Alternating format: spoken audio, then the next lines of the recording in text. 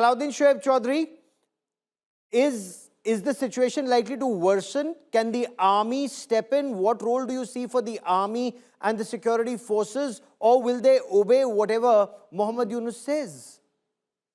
In my personal opinion, if our armed forces cares about the safety and security and lives of the civilian, if they really care about the sovereignty of this nation, they should do what they are expected to do. Nothing can control this current situation unless there is some military initiative.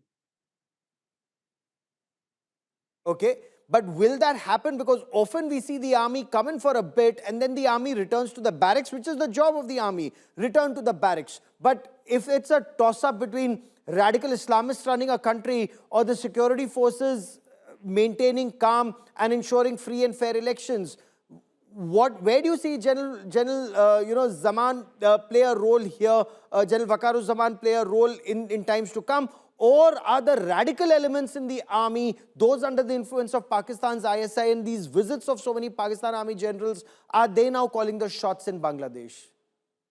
As I say, that from General Waker-uz-Zaman or the army leadership, I mean, whether they are willing to uphold the image of Bangladesh armed forces or or compromise everything and become a mercenary of Pakistan ISI, it depends on them. But as a civilian, I can only expect that our army does the right thing immediately without any delay. Ambassador Chakravarty, in your view, is the situation likely to deteriorate further in Bangladesh? India, as you very rightly said, we are waiting, we are watching. But then, of course, should something happen to Indian interests, there would be consequences for Bangladesh. But what should India's role be right now? Well, India has been exercising strategic patience, and of course and everything has a shelf life, including strategic patience.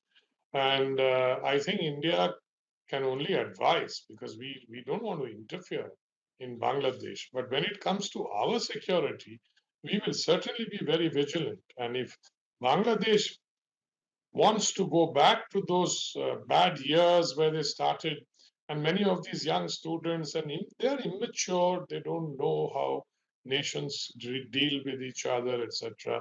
So they make all these statements about severing the Siliguri Corridor, taking over the Northeast, etc. Now, these are either stupid statements or they are deliberately made to provoke India. Well, we thought it was deliberately made to provoke because they are being provided the fuel by the ISI and other and the Jamaat Islam. So we have not really reacted apart from saying that, calling in the High Commissioner and saying, please provide security. Don't forget that you are obliged under international law to provide security. So we have been trying to play it down because we don't want to unnecessarily, go Okay. overboard. I think that has been our policy. And we do not want to hurt the people of Bengal, people of Bangladesh. So Bangladesh. trade is going on. We are providing all the food grains, energy, etc. But if they cross that red line, I mean, I don't know what is that red line. Things will Okay. become very bad for Bangladesh because if we retaliate, Bangladesh has nowhere else to go. And I Yeah. think that they should realize. And yet they don't, So do they look at India as weak? Do they look at India as a soft state? And do they think that perhaps India does not want either China or Pakistan or other hostile forces or even the United States to play a bigger role? And that is why this strategic restraint that's being showed by India. But Salauddin Shoaib Choudhury, have there been any investigations whatsoever within Bangladesh? Who killed Hadi? Why was Hadi killed? Who benefits from Hadi's killing? Was he challenging Muhammad Yunus's supremacy and authority? Or is it just blame India and everything's okay? You see, almost minutes after the attack on Hadi, the regime, Yunus regime, and its elements they started raising fingers at Awami League and India. So as I mentioned, that Yunus is playing a dual role of the arsonist and firefighter.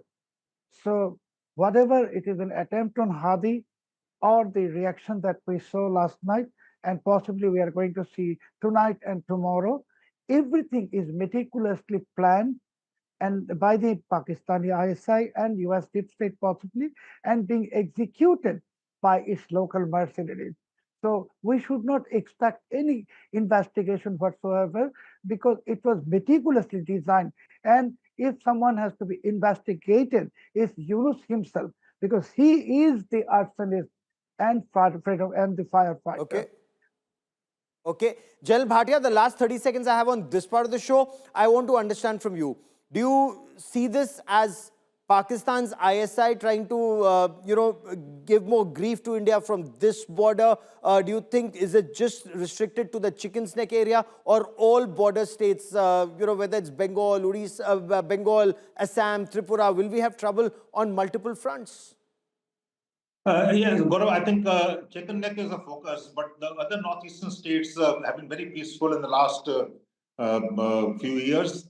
And let me also say that the terrorist violence has been subcritical. It's been negligible, absolutely, other than Manipur, you know of. And Pakistan ISA will definitely try to move things out there. And not only Chicken Necks, but also in Nagaland, in Manipur, and possibly Tripura also.